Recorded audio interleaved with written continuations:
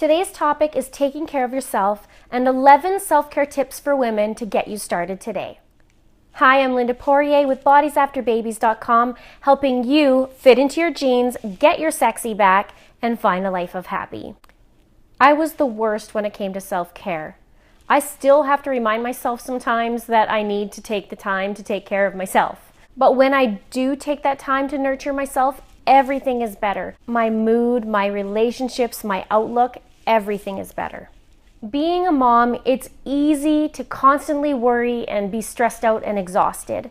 We can sometimes get so overwhelmed and give so much that we forget about ourselves. It's time to reignite yourself, and it's time to date yourself. Show yourself that you're worth it. Self-care is not selfish. And what is the meaning of self-care? It's scary that we have to even ask what self-care is because we should know, but a lot of us, especially because we're mommies, we have so much going on that we do forget about ourselves. And we don't even know what to do to take care of us. It's about treating that inner self and your little inner child. You can't give what you don't have, so it's our job to keep our own cups full, our own selves full. Don't be afraid that, people are going to say that you're selfish, or, your partner, your husband's going to say that you're selfish, because it's not selfish. And the people who get it will get it. And the people who don't have a clue in a carload, they won't know.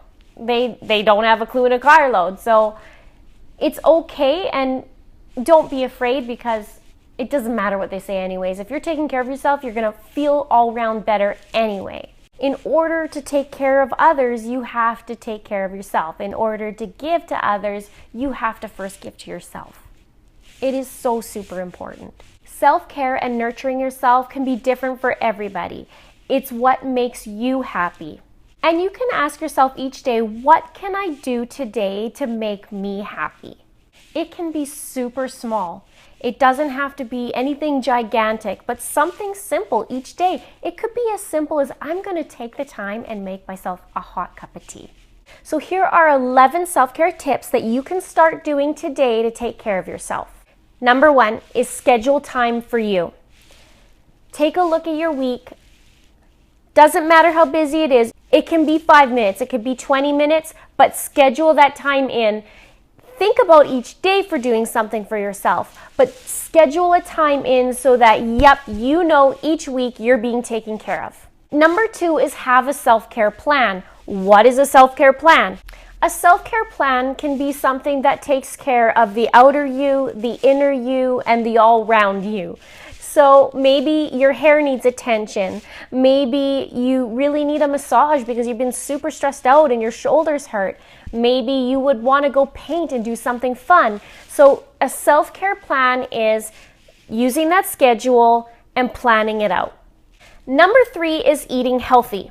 To take care of yourself, you need to eat healthy. If you're on that weight loss journey, you need to take care of your body both inside and outside. Well, if you're living, you need to take care of your body. It's the only place you have to live in, right? So take care of your body, start eating healthy, start exercising, do the movement. And that's a really good way to not only show yourself self-care, but also to give you a boost in energy, better sleep, and better confidence. Number 4 is have a compliments list. And what I mean by that is maybe you have a little shoebox or a box that you can go to that gives you that boost in your self-esteem. It can be something that you've accomplished. It's like, well, I gave birth to 3 children. Well, that's an accomplishment in itself. Just being pregnant is an accomplishment. Write it down and then review those things. Then you can see that, wow, yeah, I did do that. I'm raising 2 kids. I'm going and working out. I'm taking the time to feed myself. I'm taking the time to have a bubble bath at night. And read that. And you'd be surprised at how much better you feel, and you're not down on yourself. Read the things. Pump yourself up. Number 5 is get more sleep. We need to get more sleep. We all need to get more sleep. Get that 7 to 9 hours. If you absolutely can't, try and take a nap when baby naps, or if you have older kids and you're working, then try and go to bed early at night. you can pre-record your shows, which is just awesome, and get your butt to bed, because it really does make a difference in how you feel. Number 6 is do something that you've been talking about for a while now. So maybe it's that, oh, I really want to go to that paint night with a girlfriend, or maybe you've been talking about taking some other course, or going golfing, or trying out the gym. Do something that you've been talking or thinking about for a while. Go do the course, go paint, go create music, go dancing, whatever you need to do to light yourself up and get it going. Number 7 ties in with that, which is get out of the house. I'm a stay-at-home mommy. I used to be a working mommy, but this baby, I'm a working at home mommy. And some days I need to remind myself that I have to get my butt out of the house. I love being at home, but I need to say, okay, you know what? It's been 3 days, Linda. You need to get out and do something. Now, in the summer months, it's a little bit easier, but I like to hibernate in the winter. I'm in Canada, so it's like, we'll just do something at home. But we do like to stay active, so the summer months are way more active. But I do have to remind myself, like, geez, I need to get out and do something for myself. Not grocery shopping, not any of that. Going out and doing something for myself. Number 8 is make yourself a little cozy surrounding.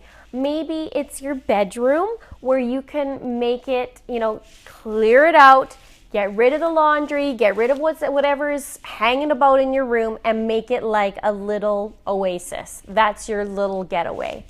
Or you can make a little corner that you can read in, but make the surroundings better. Make it happy. Make it so that you're in there, you're like, oh, it feels so good. You know where you go to some places or some hotels or that, you just feel so good in there?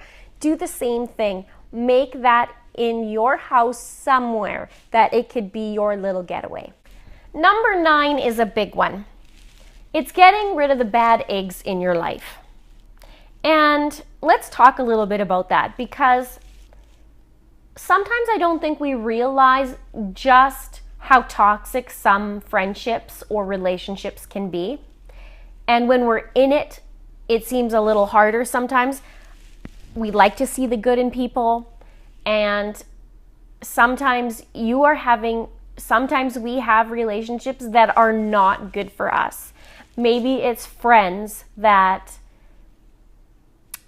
don't want to see you do better, or they really are jealous. I've had issues in my past. It's kind of a little bit of a soft spot for me, and a sore spot, I guess, for me. Last year, I guess it's almost 2 years ago, I had to let a friend go. And why that was that she was happier when I was miserable than when I was happy. And it took me a while to figure out, when you're in something and you're like, when you're in that situation and you're like, I don't know if that's really what you're doing or not. But it was really apparent right before my wedding, and it was clear that she preferred that I was miserable and unhappy than being happy for me, that I have moved on and I created a life that's better. And I thought I'd be devastated when I broke that relationship with her. But to tell you the truth, I feel liberated from it. It doesn't make me feel sad anymore. It doesn't make me feel like that, when you get that bad feeling, like, I don't know, is something just not right? And you come walking away not feeling uplifted. You come walking away feeling dragged out. And so I actually thought I would be devastated, but I really am not. I feel better. And sometimes we have those toxic relationships. We can love them and we can be kind. It doesn't have to be rude, but sometimes you just have to release. And so getting rid of the bad eggs might take some time, but really think about that, because if you're surrounded by negative, then you're going to feel negative, even if it takes a while. It'll take either a short while or a long while, but you will soon start to feel that way. And self-care is, even though it's hard sometimes, but self-care is knowing when to say, you know what, I'm going to take care of me. And if you can't see that, if you can't be happy for me, then I don't want you in my life anymore. Number 10 is take a break, take a holiday, have a weekend, go plan something fun. It doesn't have to be expensive, but plan something fun, take a break, even go on a girls' weekend. I've done that. I've gone to the Okanagan. I love it. That's a special place in my heart. I went to the Okanagan and went and hung out with my girlfriends, and it was awesome. Just a little bit of rejuvenation and having fun and being an adult and not just a parent. And I shouldn't say not just a parent, but